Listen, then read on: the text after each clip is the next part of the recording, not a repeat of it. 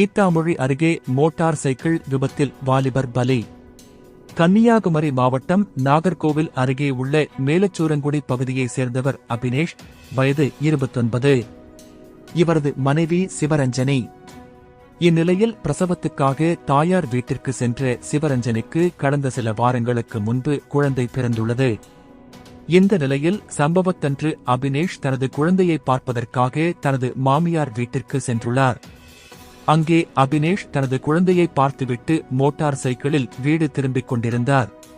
அப்போது அவர் தெற்கு சூரங்குடி அருகேயுள்ள பொட்டல் விலக்கு பகுதியில் வந்தபோது அந்த வழியாக வந்த மற்றொரு மோட்டார் சைக்கிள் அபினேஷ் ஓட்டிச் சென்ற மோட்டார் சைக்கிள் மீது பயங்கரமாக மோதியது.